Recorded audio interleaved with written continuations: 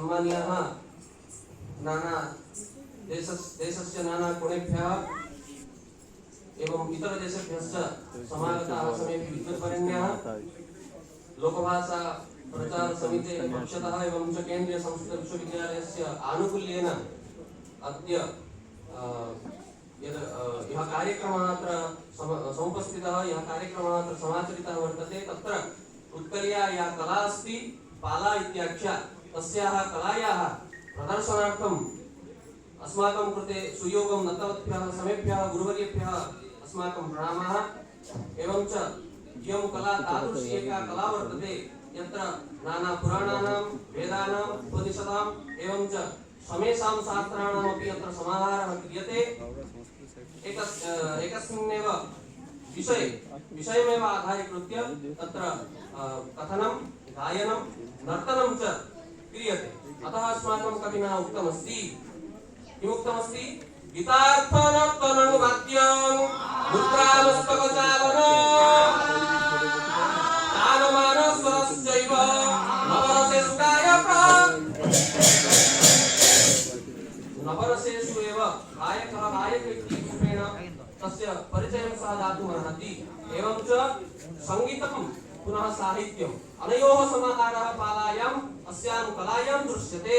पुनः अस्माकं संस्कृतसाहित्यकविना उक्तं संगीतमथ साहित्यं सरस्वत्यास्तनद्वयम् एकः आपातमधुरम् अन्यदालोचनामृतम्।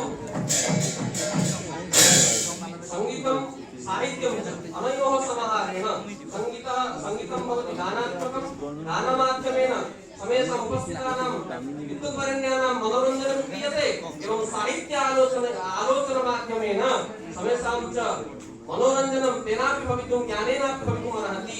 गानमाध्यमेन ज्ञानमाध्यमेन च उभयोः महत् सम्मेलनेन अत्र पालायाः कार्यक्रमः उपस्थाप्यते। इदानीं स्वस्थानबलं कुर्वन्तु। यथा समयः तु स्वल्पः वर्तते यथा समयम् अस्माकं कार्यक्रमः अग्रे साध्यते। उपविशन्तु। एवं इदानीम् अस्माकम् अत्र अस्यां कलायाम् उत्कलभाषा तु प्रधानरूपेण अस्ति। यतोहि इयं कला उत्कले एव सम्भूता। तेन सह हिन्दीभाषा बङ्गलाभाषा एवं संस्कृतभाषा अपि प्राधान्येन वर्तते एव।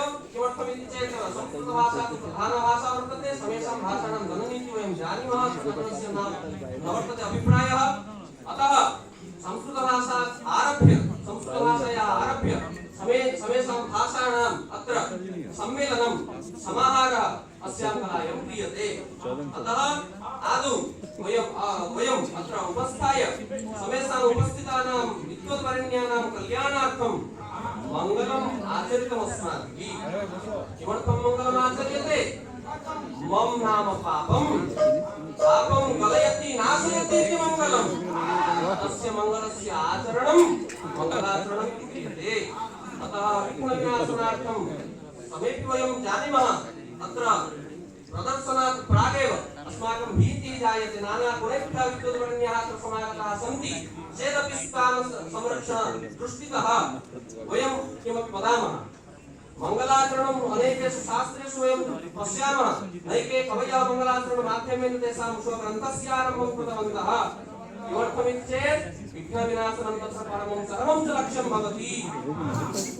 तर्हि तामेव परम्परामनुसृत्य अस्माभिरपि आरम्भे कलायाः प्रारम्भे मङ्गलाचरणं कृतवन्तः।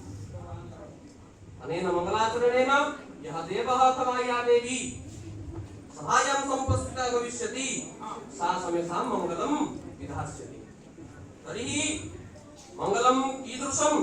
अस्माकं साहित्यदर्पणकारः विश्वनाथकविराजः अपि कथयति आदौ नमस्क्रिया शिवा वस्तुनिर्देश एव च क्वचिन्निन्दा फलादीनां शतांश गुणकीर्तनम्। आशिः नाम आशीर्वादात्मकं मङ्गलं, नमस्क्रिया नाम नमस्कारात्मकं मङ्गलं, वस्तुनिर्देश एव च वस्तुनिर्देशात्मकं मङ्गलं। यत्र वस्तुनः विषयस्य वा निर्देशः तत्र भवति। अन्यं क्वचित् निन्दा फलादीनां फलानां दुष्टानां क्वचित् निन्दापि दृश्यते तदपि मंगलाचरणरूपेण अस्माभिः ग्राह्यते एवं च सतां च गुणकीर्तनं सतां सज्जनानां शिष्टजनानां गुणकीर्तनमपि एकं मंगलरूपेण अत्र समयेनपि गृह्यते तर्हि एतेषु मंगलेषु अस्माभिः पठितं यत् मंगलं वर्तते तद् भवति आशीर्वादात्मकं मंगलम् ग्रन्थः भवति सुभाषितरत्नभण्डागारं ततः संगृहीतमिदं पद्यम् इदं पद्यं भवति श्लेषार्थकं पद्यं सः विश्वनाथः अपि कथयति श्लेष अलङ्कारस्य लक्षणे शिष्टैः पदैः अनेकार्थविधाने श्लेषः यत्र एकस्मादेव पदात् नैके अर्थाः सम्भवन्ति तद् पदं शिष्टपदमिति वयं जानीमः अतः अयं च श्लोकः श्लेषवाचकः श्लोकः एतस्मादेव श्लोकात् अर्थद्वयं सम्भवति नैके देवाः वयं नैकानां देवानां पूजनम् अस्माभिः क्रियते वयं मानव रूपेण जन्म नीतवन्तः अतः तस्य जन्मनः सार्थकीकरणम् अस्माभिः कर्तव्यम् तुलसीदासेन रामचरितमानसे हिंदी भाषायां स्पष्टम् उक्तमस्ति किमुक्तमस्ति बड़े भागो मानुष तनु पावा श्री राम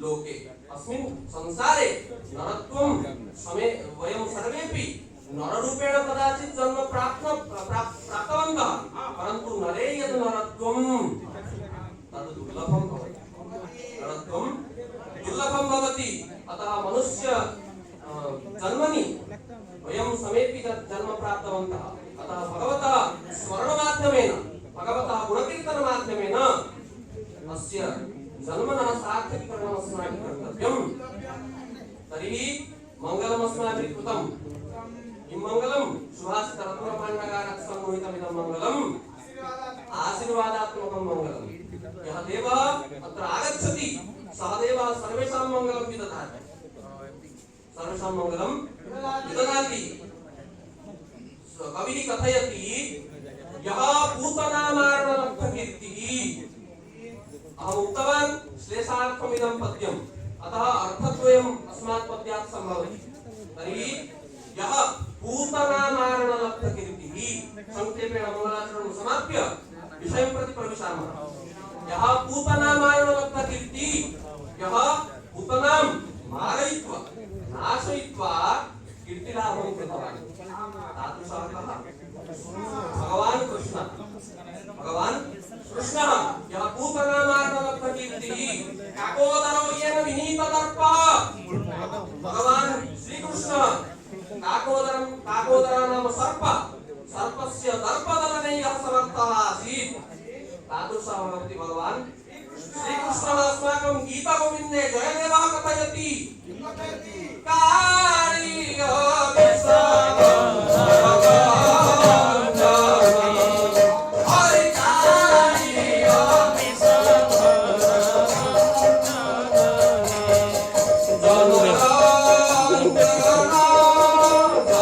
मस्त होजी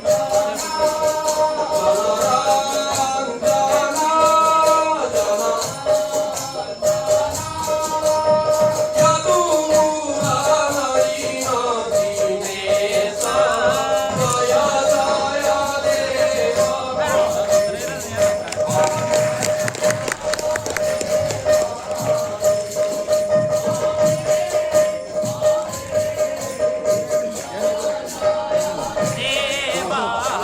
हरे हरे जय जय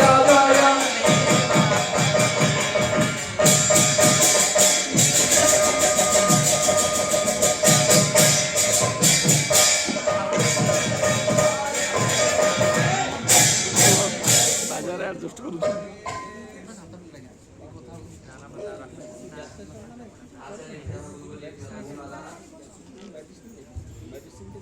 तर्हि काकोदरो येन विनीतदर्पः यः सर्पस्य दर्पदलने समर्थः आसीत् तादृशः भगवान् कृष्णः यशोदयालङ्कृतमूर्तिरप्यात् यशोदया माता भवति भगवान् श्रीकृष्णस्य यशोदा यशोदया यः पालितः यशोदया यः लालितः अतीव स्नेहभावेन तादृशी मूर्ति भगवान् कृष्णस्य एव मूर्ति भवति मूर्तिर्यदुनाम् अथवा रघुनाम्